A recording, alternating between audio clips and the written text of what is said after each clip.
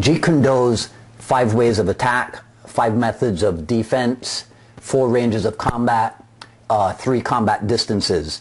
This is a question that was asked by one of my students. What are all these numbered lists that we have in Jeet Kune Do? What are they called? Where do they come from? So I wanted to spend a little time today, shoot this quick video for you and give an answer to his question. This is Dwight Woods, the Jeet Kune Do Rebel, and welcome to another video installment of the Jeet Kune Do Success Strategies series. Today we're talking about frameworks and the use of proprietary language in Jeet Kune Do.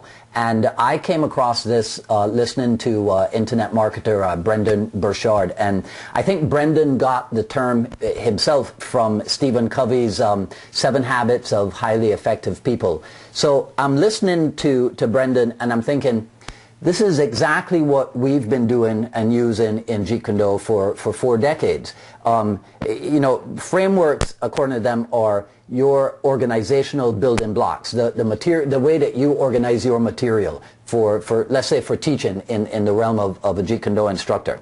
So let's look at the 4 ranges of combat, or as we call it here at my school, Unified Martial Art, the 4 skills of empty-handed combat. And that term came out of a conversation that I had with my senior, Cass Magda, who is extremely influential and has been for me for over 30 years. And Cass was telling me about, you know, it's kind of an example of the continued evolution of the art, that we go from calling it 4 ranges of combat to today we call it the 4 skills of combat, or the 4 skills of empty-handed combat. And I have to reiterate that as a kid in Barbados, training myself in Jeet Kune Do from books and magazines and what have you, I had never heard or seen combat training or martial arts training broken down and analyzed this way. And so I always give credit where it's due, and in this instance I give credit to Cedro Bruce Lee. So we have 4 ranges of combat: kicking, punching, trapping, and grappling. We also have another framework called the 5 ways, or the 5 methods of attack.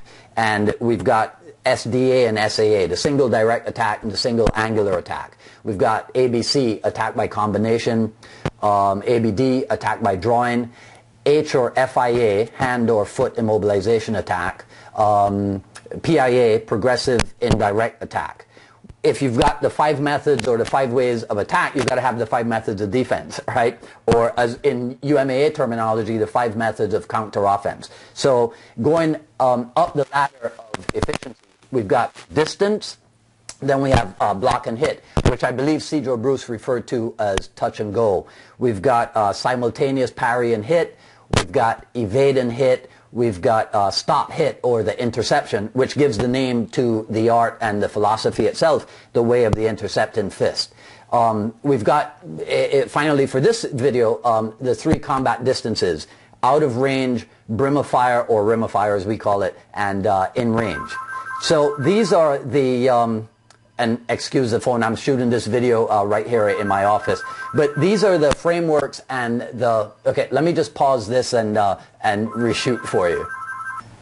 Hopefully you'll forgive that phone interruption, but this is a working office. So what I was saying is that these are the frameworks and the proprietary language that have been in use for over 4 decades in Jeet Kune Do, which is the whole point of the Jeet Kune Do Success Strategies program, which aims to show that JKD has long had a very high level of ideas and concepts and guidelines, principles, whatever term you want to use.